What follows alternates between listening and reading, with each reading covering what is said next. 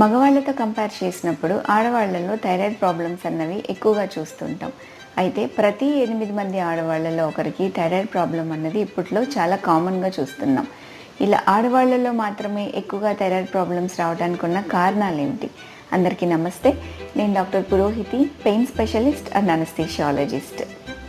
ఆడవాళ్లలో మాత్రమే ఎక్కువగా thyroid problems రావడానికి ఉన్న కారణాలు ఏమిటంటే హార్మోనల్ ఫ్లక్చుయేషన్స్ కావచ్చు, లేదా ఆటో ఇమ్యూన్ డిజార్డర్స్ అవ్వచ్చు. అంటే మనలో ఉన్న వ్యాధి నిరోధక శక్తి పొరపాటుగా మనలో ఉన్న నార్మల్ టిష్యూని అటాక్ చేసినప్పుడు థైరాయిడ్ ప్రాబ్లమ్స్ అన్నవి చూస్తూ ఉంటాం. జెనెటిక్ ప్రాబ్లమ్స్ అవ్వచ్చు. మనం తీసుకునే ఆహారంలో ఐరన్ లోపం ఉన్నప్పుడు కూడా థైరాయిడ్ ప్రాబ్లమ్స్ అన్నవి ఎక్కువగా చూస్తూ ఉంటాం. అన్నిటికన్నా ఇంపార్టెంట్ స్ట్రెస్లో హార్మోనల్ ఇంబ్యాలెన్స్ అన్నది అయినప్పుడు థైరాయిడ్ ప్రాబ్లమ్స్ వస్తూ ఉంటాయి. ఫ్యామిలీ హిస్టరీ ఉన్నప్పుడు కూడా థైరాయిడ్ ప్రాబ్లమ్స్ అన్నవి ఎక్కువగా వస్తూ ఉంటాయి. Thank you for watching.